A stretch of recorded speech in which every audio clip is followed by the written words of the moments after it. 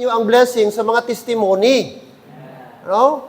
Doon siya na ang pagpamati sa testimony, ano na siya? Blessing na siya, nga minister ang pulong sa Dios sa aton. No? Ma-bless kita paano ang Lord no naga-work sa kasing-kasing sa mga young people naton.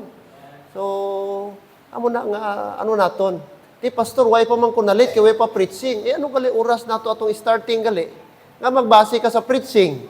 Preaching ba ang basihan nato nga on time ta? Hindi na, no? Mali na siya nga concept nato kay way pa wali, way pa ko na late, no? 8:30, 6 o'clock, dapat before 6 o'clock diri na kita para ma-enjoy nato ang blessing sa Ginoo. And of course, girespeto nato ang oras sa Ginoo. No, this is God's time. Amen. So God's time na. So I hope members next time nato, please be on time. All right. So again, tayo please. Okay, na-witnessan na ito, mga pinsan mo itong iba. Nasira na sila. Pasiran ngayon. Okay.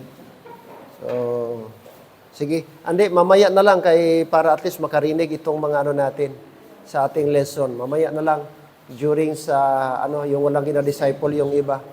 All right. 1 Corinthians 10:31, 1 Corinthians chapter 10, verse 21. May I ask isang men na kung pwede Brad, ipasok mamaya ang ating whiteboard, please. Okay, 1 Corinthians chapter number 10. Ayop ma-remind tang tanan nga inisya ang sugo sa Dios, instruction ni Lord, no, sa lahat nga Kristohanon. All right, verse number 31. Verse 31. All right? 1 Corinthians chapter 10, verse number 31. Ready? Let's read. Isang verse lang. Go. Whether therefore ye eat or drink or whatsoever ye do all to the glory of God. Amen. Let's pray. Ginong Dios, amay, nga langit nun, kagamhanan, salamat siningation sa ang kagabion, nga kami liwat imon gintugutan, nga makahatag panahon sa prayer meeting, Bible study, and discipleship. Nagatuo kami, Lord, nga ini ang plano mo, na sa mga Kristohanon, mga katawhan mo, nga magtingob kami sa adlaw sang prayer meeting. Kaya amo nang tion, nga makatingob kami sa pagpangamuyo. Gapati kami ang pangamuyo, dako sang mahimo. Ang pagpangamuyo, magapapag-on sa among Christian life. Ang pangamuyo, amo nang lifeline sa among Christian life. That's why, Lord, tonight we pray, nga makahatag kami enough time for prayer, and at the same time, Lord, may time kami sa pagpamalandong si mong pulong. Itugot o Dios, ang Holy Spirit amo ang magatudlo, magapaintsindi ka namo kung ano ang mga bagay nga luyag mo namon himuon Ginoo. Especially sa verse nga amon ginbasa, nga anything amon himuon Lord kabay nga ini nga tanan makahatag yung dako kahimayaan si imong nga pangalan. And tonight Lord, ikaw mag-aaman sa amon kasing-kasing. Tinluoy kami, Lord, itugot nga mangintakos kami si mga tubangan. Karong nga gabi, sa liwat Ginong Dios, amo gitugyan, nga ikaw mag-work sa tagsa, kakasing-kasing, kagunahuna sa imo nga mga kanakan. Ini nga tanan amo ginatugyan, ginasalig, ginapasalamatan. In Jesus' name. Amen. And amen. Thank you. And please be seated. Christian duty, I hope and pray tonight, it will be the last time na matakil natin ito. Christian duty in the home and in the local church. All right? Okay? First, sa mga men natin. Okay? Ano ang responsibility nila in the home? Head, husband, ruler, provider. Amen, mga husband? Ano kayo dapat ba? Tandaan nyo po, sa home, sa tahanan, head kayo, husband kayo, ruler kayo. Ano pa? May natandaan pa kayo, iba? Provider. What else? Pastor. Next, father. Next, teacher. And what's the last? Teacher or disciplinarian.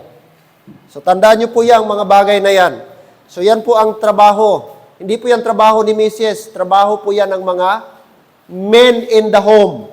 No, huwag po nating i-allow na ang inyong papel ba, inyong responsibilidad ipasa sa Mrs. No? O, take note, head, husband, ruler, and provider. Ano dapat sa church? Sa local church naman. Ano tayo dapat? Of course, isa lang po ito, overseers. That's a pastor. Okay? But pwede po kayo. Hindi man kayo pastor, pwede kayo maging deacon. Okay? As long na ma-qualify kayo sa qualification sa Bible. Deacon, pwede kayong maging deacon. What else? Pwede kayong mga preacher. Pwede kayong maging preacher. Amen? Amen, mga men? Oh, preachers and teachers. Now, hindi lang ito limited sa pastor. So, napakaganda na may mga men tayo na able magturo, no? Able. Na kahit wala si pastor, able tumayo dito at able na mag-expound ng Bible. Pwedeng mag-exhort sa mga members. Not necessarily na nga mag-request pa tayo ng ibang pastor sapagkat meron ng mga men na able, na equipped na sila, na pwede silang tumayo in behalf sa absence ng kanilang pastor. Na hindi lang po si pastor all the time. Amen? Kaya that is my desire sana mga men, na mag-grow kayo, mag-desire kayo, na matuto kayo, ma-equip kayo. Alam niyo po, napakaganda ang church na maraming teachers. Napakaganda ang church, marami tayong mga preacher. No? Iba-iba. How I wish someday na itong mga men natin ay hindi lang po men, tawagin na men, hindi lang hanggang sa ushering, kundi hanggang sa preaching. Amen? Kaya, ano natin yan, ipag-pray natin yan. Of course, no, mag-cooperate kayo. That's why, one way itong ating discipleship na ma-equip pa tayong lahat. Amen? Okay? Kaya, napakaganda po. Okay? Punta naman tayo sa mga babae. Woman in the home. Ano dapat ang mga babae in the home? Number one, wife. No? So, dapat sa lalaki o no, sa babae, ang desire ng Panginoong Diyos, wife talaga. No? Magiging asawang babae. Kasi sa Tagalog, asawa din kahit lalaki. No? So, asawang babae, wife, at meron pong responsibility ang wife.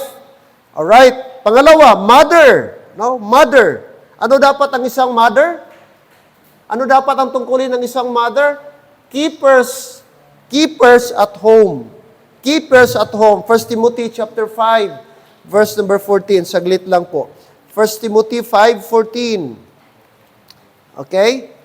Anong sabi ni Apostle Paul sa mga babae na members po sa church ng Ephesus? Okay? 1 Timothy 5:14. Chapter 5, verse 14. I will therefore that the younger women marry. Okay? Magkaroon ng asawa ang mga babae. Women, marry. Okay? Bear children. Take note, hindi lang po mag-asawa, kundi magkaroon ng mga anak. Okay? Magkaanak. And then, anong sunod? Bear children. Okay?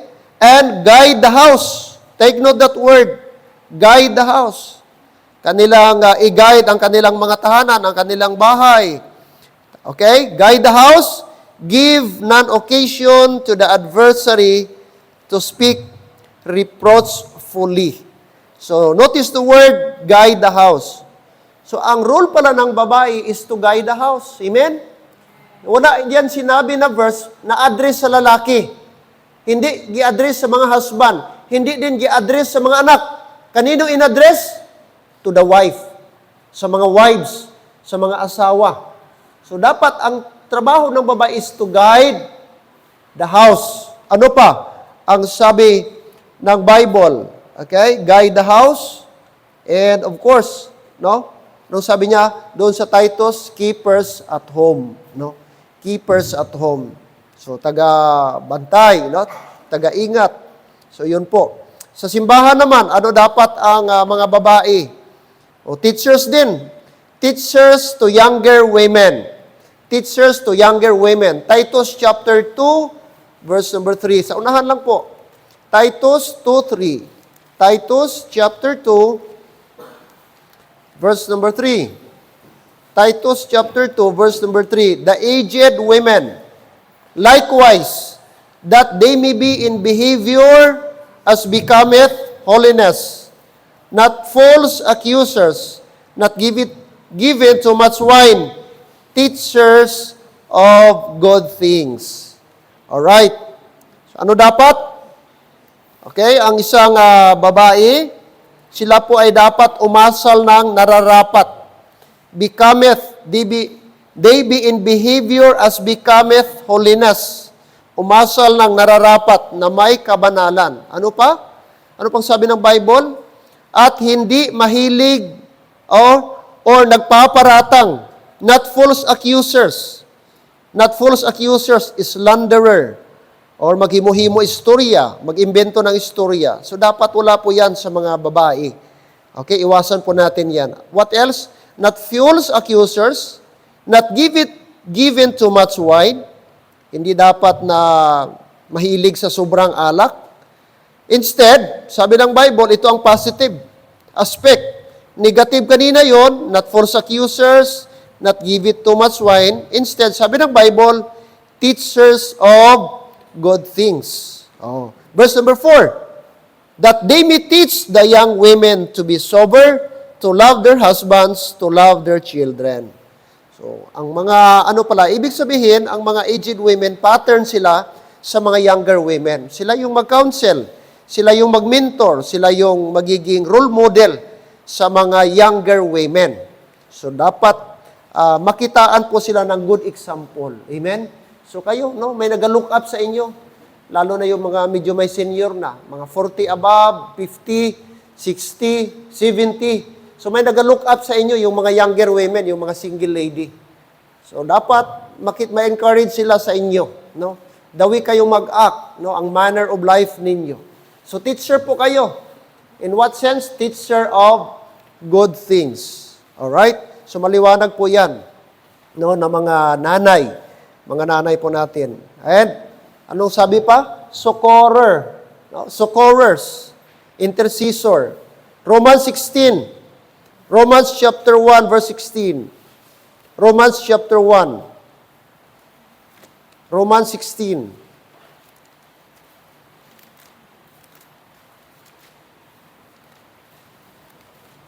Romans 16.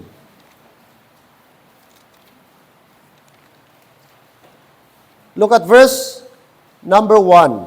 16:1. I commend unto you Phoebe, our sister, which is a servant of the church, which is at Cenchrea. So ito po'y sabi ni Paul. Gi-commend niya si Phoebe, alalayan niyo si Phoebe, at sinabi niya sa mga Roman believers, anong dapat gawin nila kay Phoebe? That ye receive her in the Lord. Tanggapin ninyo siya sa Panginoon kasi bago siya dyan sa Rome. Bagong dating ito si Phoebe sa Rome. That's why nagsulat si Paul, tanggapin niyo po siya. As becometh saints, and that ye assist her in whatsoever business she hath need of you. Ano man kailangan niya, alalayan niyo po siya. Okay? Tulungan niyo po siya.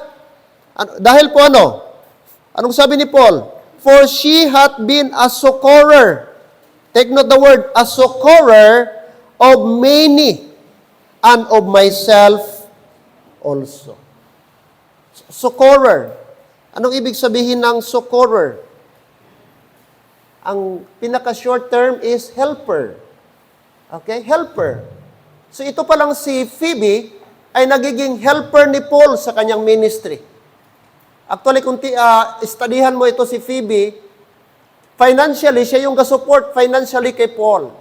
Kung saan man si Paul, nagapadala siya ng kanyang mission support para maikot-ikot ni Paul, mapunta niya ibang lugar.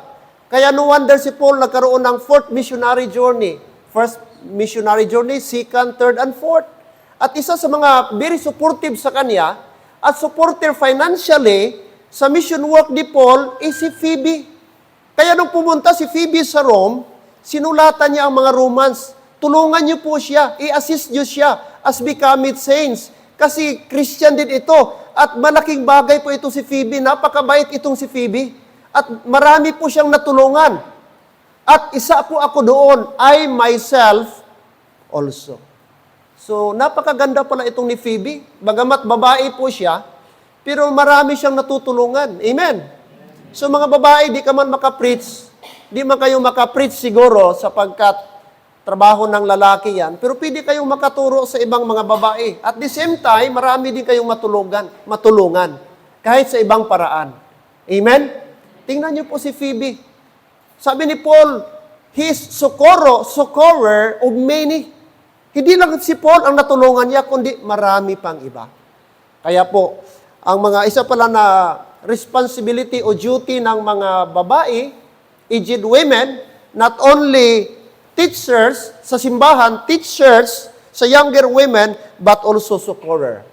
Another thing, the word helper, not just by practical ways, pwede sa monetary way or whatever, pwede yan siya doon sa intercessor. Okay? Yung succorer, ang tawag doon, equivalent po doon is intercessor. Ano po yan? Prayer warrior ba? Yung taga-pray. No? So isa sa mga role ng mga babae is taga-pray, intercessor. Lord, tulungan niyo po. Lord, at marami po sa Bible na mga babae na intercessor. No? Taga-pray sila. If you look at Luke chapter 1, no, yung pangalan po doon si Anna, na hindi po siya umalis, no, kahit nabalo na siya, hindi po siya umalis, 84 years old, pero nag-pray siya, nag-fasting siya in the temple, sabi po ng Bible. Kaya malaki pong papel ninyo, hindi nyo i-underestimate na, ay hindi ko man ito magawa, pero kahit sa prayer, malaking bagay na po yun. Hello, amen? Pwede kayong maging intercessor. Okay, tonight, okay, proceed na po tayo sa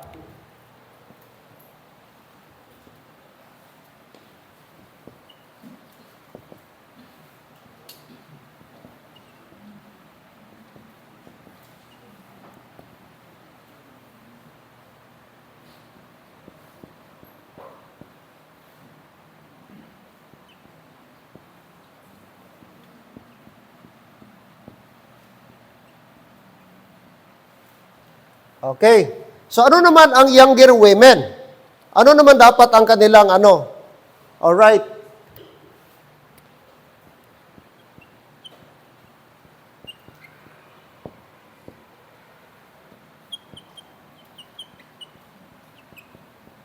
Mga unmarried o single. Alright? Ano ang kanilang papel in the home? Okay, popular or familiar. Okay, Ephesians chapter 6. Hindi lang po ito pang children. General po ito. As long na single ka pa, ang tawag sa iyo children pa rin. Hello? Children. Hindi lang children na kahit bata pa.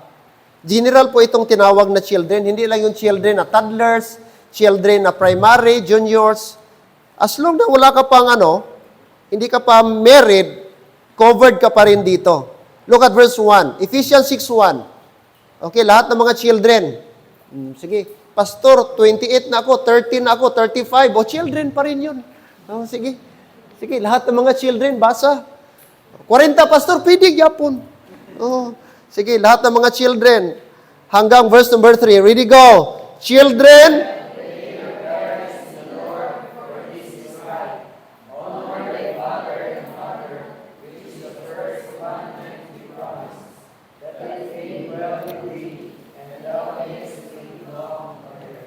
alright.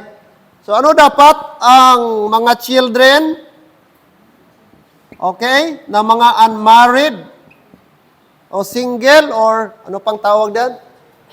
Okay? Or baliktad.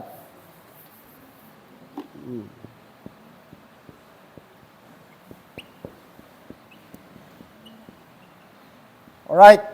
Ano ang instruction? Anong sabi ni Paul? Children, obey your parents in the Lord. Okay? Take note, children, ano ang kanilang responsibility?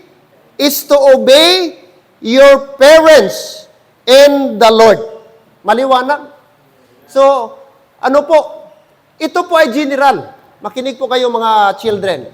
Kahit po unbeliever, yung parents ninyo, i-obey po ninyo yan. The more pa ninyong i-obey, kasi unbeliever yan. Kasi kung di ninyo yan i-obey, at walang obedience makikita sa inyo, mahihirapan kayo na makumbinsi ang inyong parents, lalo na mga unsaved parents. Kaya, dito po yung pagrespeto, paggalang, pagsunod sa magulang, regardless po yan, Christian o unbeliever ang parents. Isa lang po yung command. The same ang command. Children, obey your parents. And, saan? In the Lord, meaning, as long na biblical yung utos, as long na tama yung utos ng magulang ninyo, ay wala kayong dahilan na mag-disobey sa kanila. Take note yung word in the Lord. Pero pag sinabing gibugaw ka na, ay ibang usapan na yon. Pag inutusan ka na magsugal, inutusan ka na ng hindi tama, inutusan ka na ng mali, pwede mo siyang i-disobey. Pag contrary na sa Bible principle, pwede mo nang i-disobey yan. Pero take note, as long it is biblical. For example, pag nagsabi si mamang papang, nak, okay, Faith, huwag ka muna magmigo-migo, nak, ha? Focus ka, anay. Sundin mo yan, kay biblical yan. Sundin mo yan, kay tama yan. Amen? Oh, Bablin, huwag kang magkating classes, nak, ha? Oh, di ka magpadala sa barkada. No, di ka sige lagaw sa kisisikag sa small. Di ka magpadala ng kating classes. Eskwela ka gid. Sundin mo yan, kay tama yan. Okay, para yan sa'yo. Pero kung sabihin ka na, nak, bakal anay tutuba, bakal anay to sigarilyo, pwede mo nang disobey yan. Take note in the Lord. Ang context sa obedience is in the Lord. Pag hindi na yan in the Lord, contrary na po siya, sa Bible principle, pwede mong i-disobey. But as long it is right, okay, tama yan, hindi contrary sa Bible, you are duty bound to obey your parents. Kahit unbeliever pa yan. Amen? Pag sabi, nak, magsaing ka. Nak, maaga kang gumising. Nak, labhan mo yung damit mo. Huwag mo lang iwanan dyan sa CR na yan. Oh, kayo mga babae, iwanan lang ninyo mga damit ninyo na kung saan naligo kayo. Hindi, dapat sundin. Tama po yan. Alright? So, huwag niyong i-disobey. Bakit? Anong sabi ng Bible? Anong sunod? Anong kasunod? Sa verse 4, this is what? Evil? No. For this is right. Sapagkat ito ay tama. Sapagkat ito ay matuwid. So maliwanag, no? Pag nag-obey ka sa parents mo, that is matuwid, that is right. No? Kaya alam niyo po, marami ding mga magulang na, sige, simba. Tapos, wala ka man ginahimo din nga obra sa balay. Amo na problema. No? So, simbahan, pero huwag ka magabulig din sa balay. Paano ganahan ang parents mo kag mabless ang parents mo kung mismo dito sa inyo balay, way ka man gahulag, tamad ka man. Tapos basiling ka mang masimba ko. Di masimba. Kadamo sang mga hulugasod diya, way ka gani ka pangugas pinggan, way ka gani ka panilig dire. Hay moyong. Okay. Mabli mo ba ang parents kung maghambal sila, hindi katugutan magsimba? Hello, amen? Hindi git. Pero kung ginaobra mo ang buluhaton sa balay, I believe walay ginikanan nga hindi magpasugot. Kung gahugas ka pinggan, way ka nagapasugo, gatigang ka, gapanilhig ka, gapanglimpyo ka, gapanglaba ka, ma'am, din ang lago mo, din ang lago ni Papa nga man, labahan ko mang. Pag hambal mo mang masimba ko Domingo, sige dak, aray, may balon pa, ano gusto mo sunanon? Di ba? Lipay. Bisan unbeliever na, malipay na, masuporta pa na sa imo nga man. Kay nakita ang imo nga kinabuhi. Nga masinulondon ka, biskan way ka ginasugo. Pero maski ano mo naka-invite, kag-share sang pulong sa Dios, kung ikaw mismo nga yung people nga membro, hindi man makita ang kabuhi mo may pagbago, amo gani na sa mga campers, I hope and pray na yung mga preaching po doon, naintindihan ninyo, natanggap ninyo, sana po, maging matranslate po yan sa buhay. Dapat makita sa buhay ninyo na talagang may pagbabago. Sabi nga, pabalik-balik ni Pastor Season, go home, different person. No? Uwi ka sa bahay, kung iba ka pagpunta doon, pag-uwi mo dapat bago ka na. Iba na.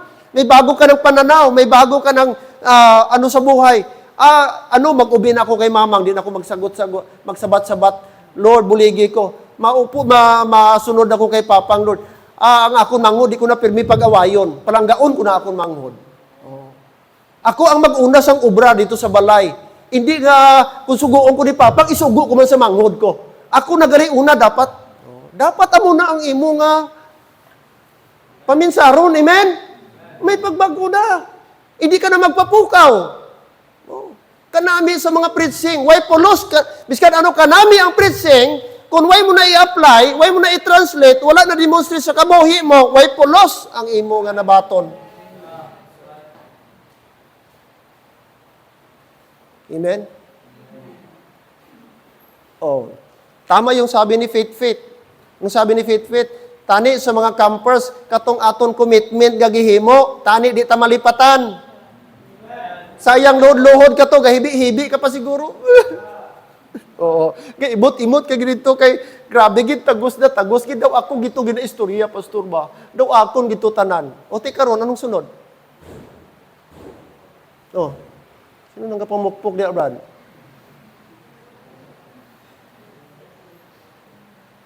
Amen? Ano man lang nang didto ka lang. Naigo ka. Nag-feel ka, nagbatsyag ka. Pero pag abot sa balay, 1 week, back to, dating gawi lang gyapon. Di ba? Kasayang, kanugon. Igastusan ka mo. May nag-sponsor pang iban sa inyo dire. Pang registration. O si pastor, gisakripisyuhan ka mo. Madaling araw, Brad. Paghatid ko sa kanila, alas 4, alas 3, gising na ako. Masarap pa sanang matulog. Kasi Sunday yun. Medyo pagod tayo buong Sunday. Pero gumising na ako ng maaga, alas 3. Nag-prepare, punta dito para ihatid sila. Tapos, madaling araw naman, alis kami doon, 1:00. Pumunta ako doon, alas 5. Para sunduin sila. Last night ako doon. Nag-alis kami sa Jinsan, 1:00 ng madaling araw. Dumating dito, mga alas 2 siguro sobra kasi dahan-dahan lang yung takbo namin. Pagdating ko sa bahay, gusto kong matulog. Di na ako makatulog. Gising ng diwa ako. Hanggang umaga. Tapos nagtrabaho ako dito, nagpintura. So, imagine mo na yung pastor, gigawa pang driver si pastor. Tapos later on, wala nang makita. Pasaway man lang yapon. Di ba masakit sa pastor yon? Amen? Kumbaga, hindi na-serve ang purpose. Hindi na-serve ang purpose kasi walang nakitang pagbabago. The same pa rin. Nag-enjoy lang doon sa mga games, nag-enjoy din sa preaching, pero wala man hanggang dito lang. Diba? Kaya mga young people, sana suklian nyo. No? Yung privilege po ninyo, naka-attend kayo ng camp, na-remind kayo, na-challenge kayo, sana hindi lang yung isang araw, isang linggo, sana everyday.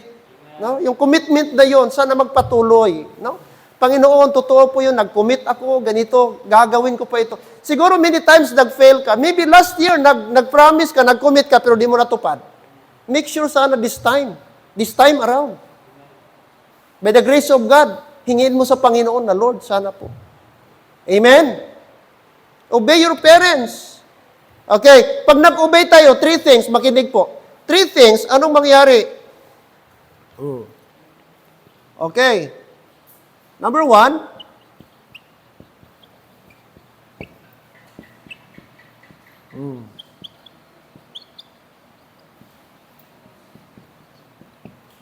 Ano daw?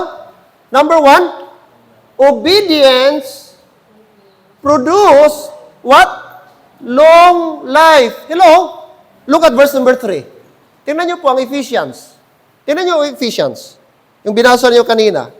Sabi dito, that it may be well with thee, and that thou mayest, what? Live long on the earth. Ano daw sikreto ng mahabang buhay? Ano, Brad? Obedience. And honoring your parents. Verse 2, honor thy father and thy mother. Galangin mo, respetuhin mo ang iyong, sabi dito, igalang mo ang iyong ama't ina. Sapagkat yan po ay unang kautusan. So pag ginalang daw natin ang ating magulang, unsaved man yan, o saved man yan, sabi ng Bible, ang pangako ng Diyos, nahahaba ang iyong, Brad? Buhay. No? Pahahabain ng Diyos ang iyong buhay, mga kapatid. No? Mahaba sa lupa. So, simple lang pala ang sikreto para humaba ang buhay, Brad. Irespeto lang at sundin ang magulang.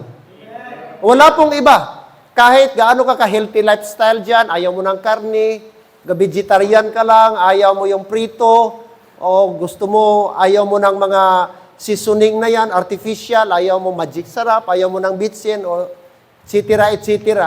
Pero kung wala ka namang respeto sa magulang, walang kwenta yan.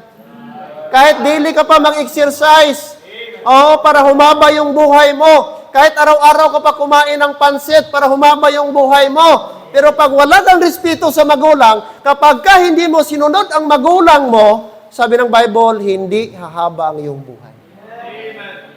Sa mga anak ba na sumusunod ng magulang, gumagalang sa magulang, may special na pangako ang Diyos. Special favor that they may live long life on earth. Wow, napakagandang pangako. Kapatid, nakapagkasundin natin ating magulang.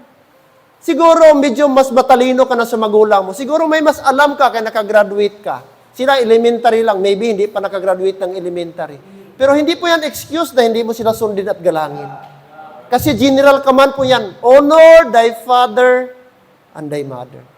Malungkot ngayon sa ating panahon ngayon, simple na lang ang pagsagot-sagot ng mga bata. Minsan nga ito si Clint, nahirapan kami kay marunong na magsagot. With mommy, with daddy, no. Marunong na mag-no. Tapos sabihin namin na, put your plate down in the sink. Later lang. No, Atihana lang. Ipasa pa niya kay Atihana. So, yung kinainan niya, anuhin namin na ilagay doon sa sink, sa lababo. No, Atihana lang. Mga ganong bagay. Maliit pa yan, 5 years old. Pero grabe na yung mga bata ngayon. Pero dapat tayo mag-double time. Kayo ng mga magulang, kayo ng mga young people, blessed kayo. Dumaan kayo dito, naging primary, naging juniors kayo, hanggang naging teenager kayo. Dapat alam na ninyo ito. Kasi doon pa lang sa children, tinuturo na ito. Verse na ito sa mga bata, children, obey your parents in the Lord. Pero ang tanong, sinusunod ba? Amen? Sinusunod ba? May pangako ang Diyos. Gusto mo ng long life? Obedience. Obedience. The same gyapon, meron sa Old Testament yan. Merong Old Testament din na command. The same. Doon sa Exodus chapter 20. The same command. Na pag i-honor natin ang ating parents, magkaroon tayo ng long life. Long life. Alright?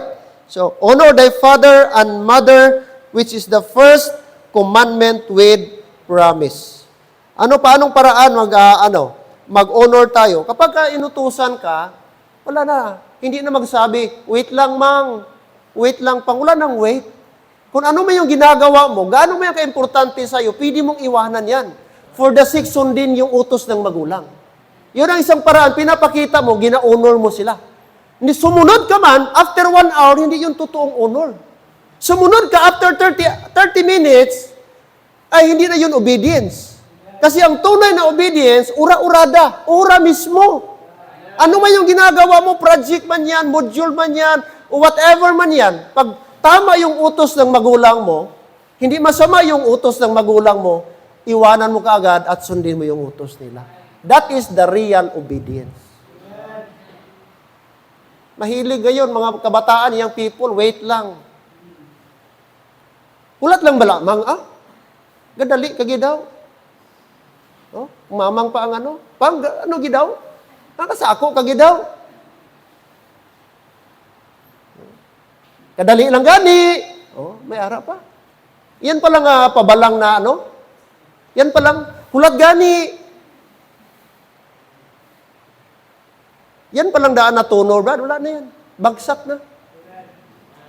Hello? Migo pa ta? Mga gwapa na ba ni mga people ta diri? Tani, hindi lang ta sa itsura. Magdaog na, daugo na siya sa pagsunod. Amen?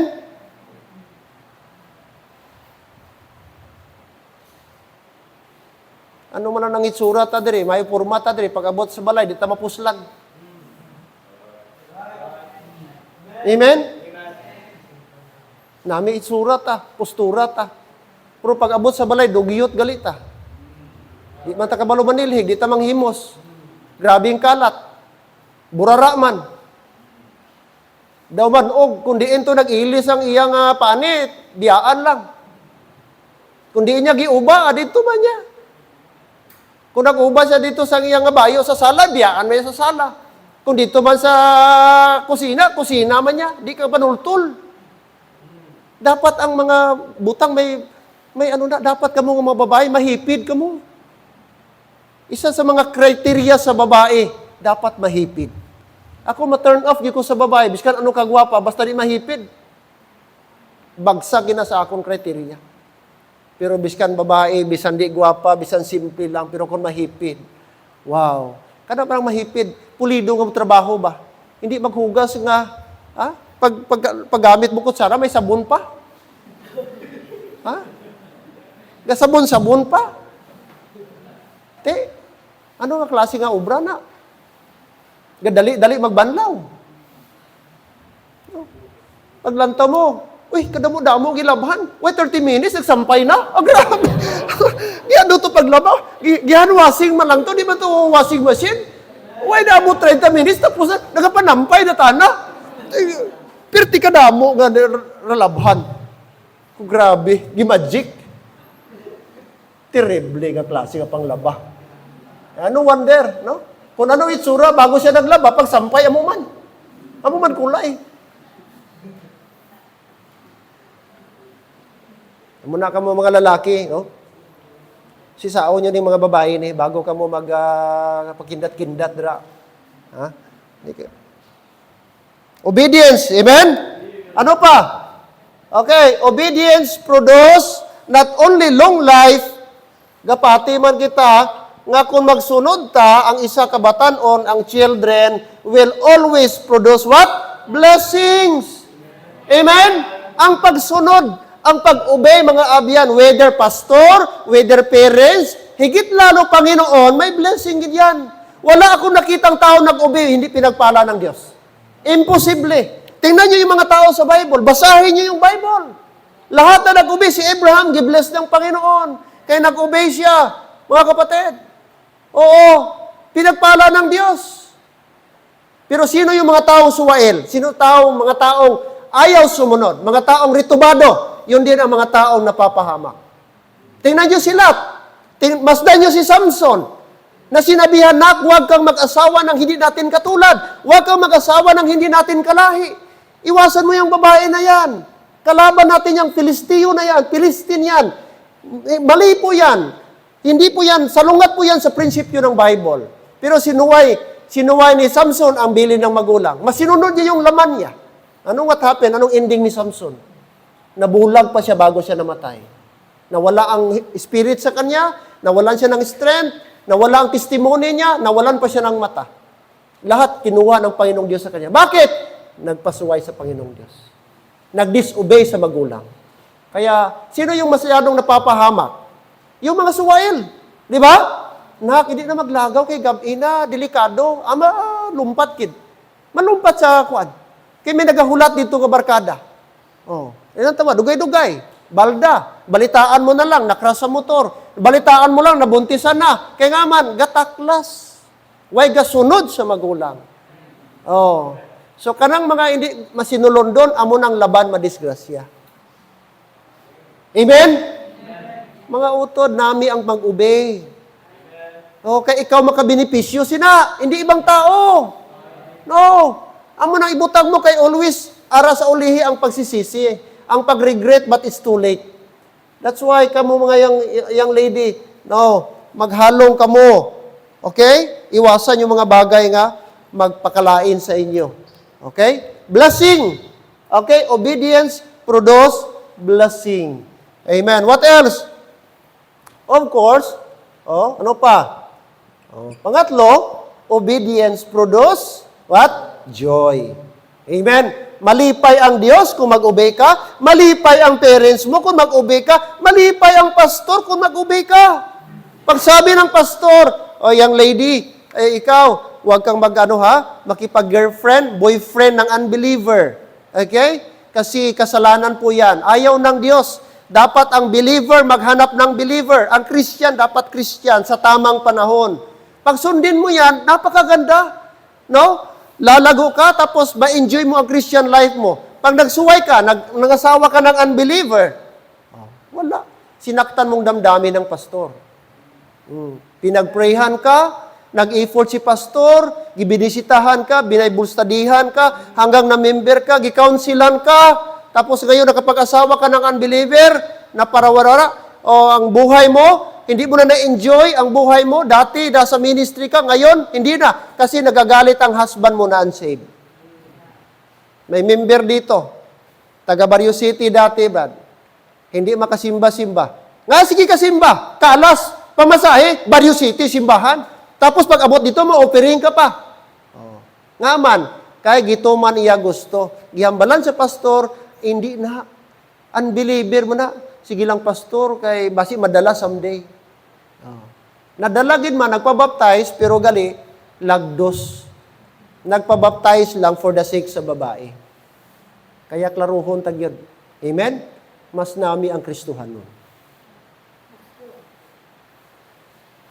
Amen, members, mga young people? Maraming nag-regret, mga young people, kaya nag-disobey sila. Gituman nila ila gusto. Eh, para nila, mas okay ang gwapo kaysa principle. Ang itsura, gaapas sila, hindi sa conviction. That's why, sana po, mga young people. Okay? Next. Ano pa? Ano sila? Ano pa? Dito, obedient children. Next. 1 Timothy. 1 Corinthians 7:13. Bilisan natin. Dali lang. 1 Corinthians chapter 7 verse 32. 1 Corinthians chapter 7 verse 32. 1 Corinthians chapter number 7. Chapter 7. Anong sabi ni Paul? Ito'y patungkol naman sa mga single. Take note, mga single. 32. But I would have you without carefulness. Chapter 7, verse 32. Nakita nyo? Amen. But I would have you without carefulness, sabi ni Paul, he that is unmarried, walang asawa, careth for the things that belong to the Lord. How he pleased the Lord. Okay, so ano daw ang unmarried? Sabi ni Paul, careth for the things that belong to the Lord. Careth for the things that belong to the Lord. So, ang mga unmarried,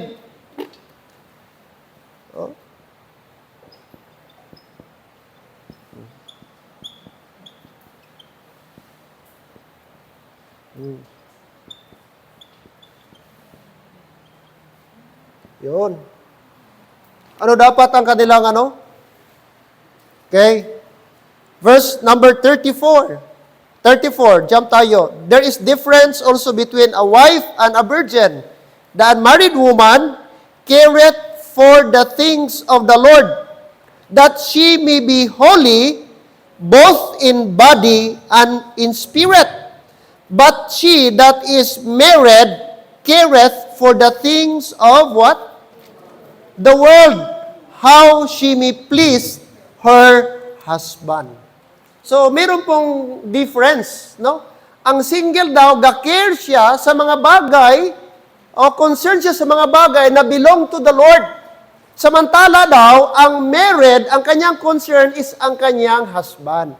Okay? Ang kanyang tahanan, ang kanyang family. Paano niya i-please ang kanyang husband? So, kasi, ang married is focused na sa family. Samantala, ang unmarried, kasi wala pang pamilya siya, dapat the things of the Lord belongs to the Lord. Okay? Kaya, malaking bagay po. O pag may asawa ka na, siyempre may naghahintay. Dapat may time ka na, may limit. Samantala kung single ka, o pwede ka. Sa mga gawain sa simbahan. No? Concern sa simbahan, mga trabaho sa simbahan. Kaya, meron po, ang married, ang unmarried, no? Sabi ng Bible, careth for the things of the Lord. Things that belongs to the Lord. So yung mga, pwede siguro, sabihin natin, pwedeng magtulong magplano. Pwede sigurong mga paperworks, pwede niyong gawin yan, mga single. Lalo na yung may mga business course, tulungan niyo si Ma'am Vic sa recording. Mga ganon. O yung iba, beautification sa simbahan. Di ba? Magtulong dyan sa mga flower arrangement natin. Paano i-beautify ang church? Nung related sa simbahan ng mga gawain. Kasi nga single pa, sabi ng Bible. No? Pleaseth. or the things of the world. Alright? So, amen, mga young ladies, mga single, hindi lang focus sa trabaho always. Hindi lang focus sa negosyo. Bigyan nyo rin ng time ang Panginoon. Magbigay din kayo ng time sa church. Mas maganda nga kayo kay wala kayong anak, wala kayong husband na Pwede kayong makapag-visit. Pwede kayong magbigay ng time Saturday visitation. Kahit naganegosyo ka, what is 2 hours? Amen? What is 2 hours? Kaya ninyo yan. Hindi lang puros trabaho. Pwede kayong maglaan. Ang I'm talking, hindi lang po ito sa mga babae, pwede din sa mga unmarried na lalaki. Hello, amen? Hindi lang ito applicable, Brad, sa mga unmarried na babae, pati lalaki. Oh, Brother Jimboy lang nag-email, oh. Brother Jimboy, kasama yan siya sa visitation. Amen. Praise the Lord. Care it for the things of the Lord. Oh, yeah, napakaganda. Now, sa local church, dito tayo magtapos. Ano dapat ang mga babae? Alright. Sige po. 1 Timothy 4:12 and we will close. 1 Timothy chapter 4 verse 12. 1 Timothy chapter 4 verse 12. 4:12. 1 Timothy chapter 4 verse 12.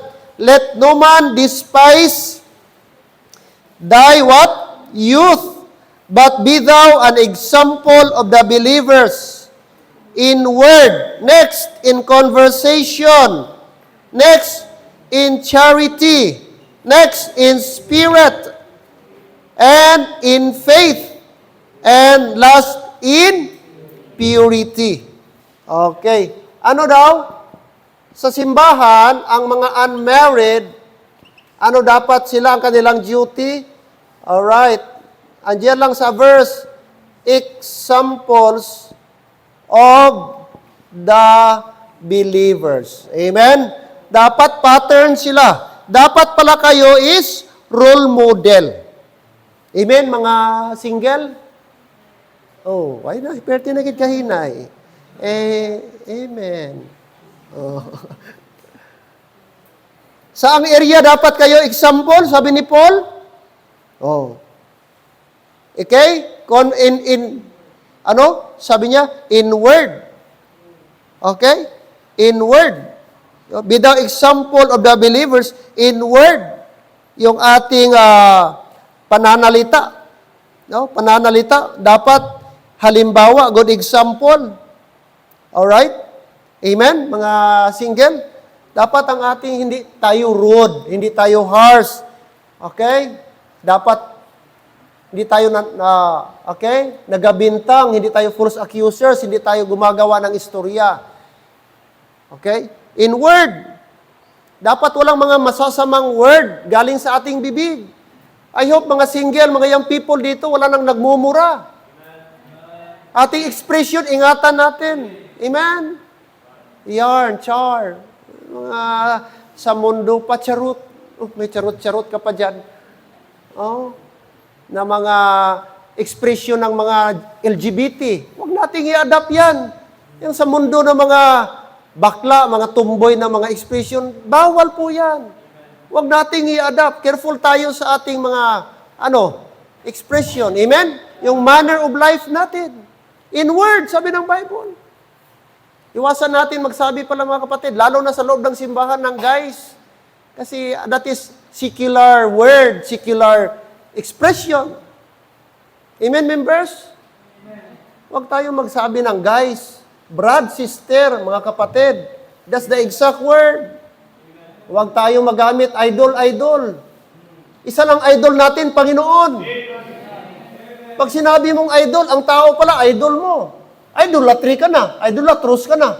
Kaya nag-idolize ka. Sabi ng Diyos, isa lang dapat natin, sambahin. Isa lang ating talagang sasaluduhan ang ating Panginoon.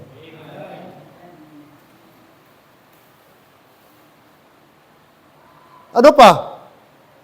In conversation, that is our attitude, our manner of life, the way tayo mag-act, the way tayo kumilos. Okay? Conversation ang tawag doon. Yung manner natin. Daily life natin. Kasama na po yung ating modesty doon. In conversation, ano pa? Okay? Na tayo po ay magiging dapat halimbawa in charity, sa pag-ibig, no? Sa pag-ibig. Tapos, sa espiritu. And then, ano pa? In faith, sa pananampalataya. Dapat nakikita ang ating pananampalataya. Hindi lang sa loob ng simbahan. Dapat ipakita mo na Christian ka rin sa labas. Marunong kang mag-pray sa labas. Di ka takot mag-pray sa labas. Di ka takot mag-share ng gospel sa labas. Di ka takot magbigay ng gospel tracts. Di ka takot mag-invite ng mga ibang tao para sa church. In faith, dapat halimbawa. Oh? Kung tayo po'y courageous, tayo ay talagang very daring sa ibang bagay. Hindi tayo natatakot. Bakit sa Panginoon takot tayo, nai-intimidate tayo? Wag mo lang. Baka ibas tayo niyan. Pag in-invite natin, pag nag-topic tayo about Jesus, baka lalayo na yan sa atin. Jesus topic, nahihiya ka? Samantala ibang topic. Ikaw pa unang di ba? Ikaw pang pinapakyaw mo yung topic doon, ayaw mo magpasalot. Huwag dapat. Amen? Hindi dapat. Ano pa? Take note, purity. Yan people dapat halimbawa. At hindi lang po ito sa mga babae, pati sa mga lalaki. Amen? Pure. Doctrinally pure tayo. Ecclesiastically pure tayo. And then, of course, mga kapatid, physically dapat pure. No? Kaya mga young people, napakaganda, ma-practice ang purity. Purity. Okay? Examples of the believers. Example of the believers. And then we will close Titus chapter 2 verse 6. Okay? Pastoral letter kasi ito ni Paul. Sinulat niya kay Titus at kay Timothy. Halos similar lang sila ng content ng kanyang admonition. Admonition kasi ito. Counsel, advice niya. Verse 6 to 8. Verse 6 to 8. Titus 2 verse 6. Young men, mga kabataang lalaki, young men, likewise, exhort to be sober-minded. Dapat mahinahon ang pag-iisip. Ano pa? In all things, sa lahat ng mga bagay, showing thyself, ipakita mo ang iyong sarili na, ano? Ano dapat? Ang mga young men? Pattern of good works. Yan, tandaan niyo po yan, mga young men. Pattern of good works, halimbawa. Dapat maging huwaran kayo, maging halimbawa ng good works. Sa anong area? In doctrine, dapat sa doctrine, strong kayo. Nagpapakita, showing uncorruptness, no? Na hindi pagkasira, uncorrupt. Tapos ano pa? Gravity, pagka mataimtim, gravity. Sunod, sincerity, pagka matapat. Next, verse 8, sound speech. Yan. Sound speech.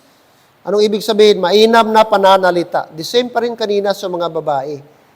Okay? In word. So, ang ating pananalita, that cannot be condemned upang hindi mahatulan.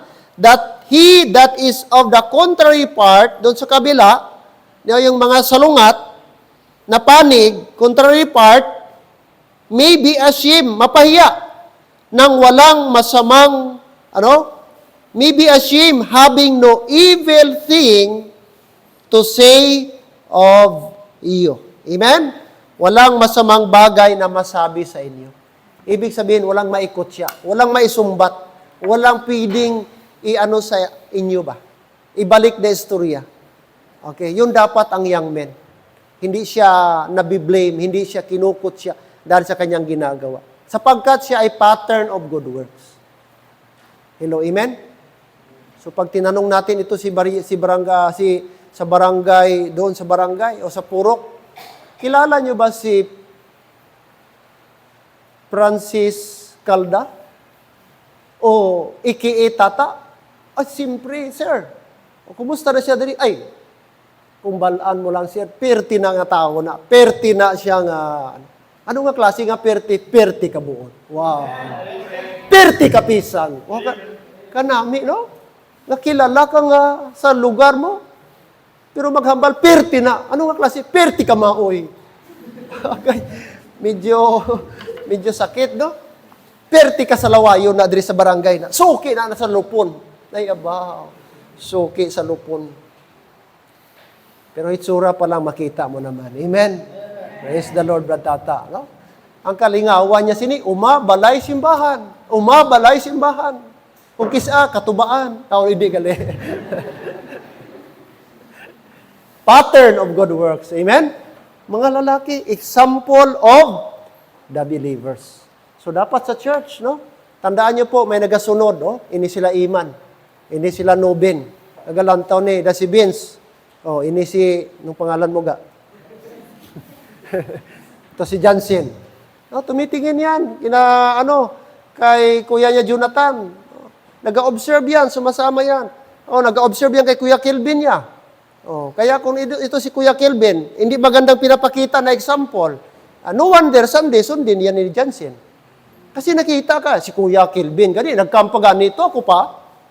Kundi, nabasulan ka pa. Di ba? Kamu nga nagkamp, dapat good example ka mo. Si Ninoy, si James.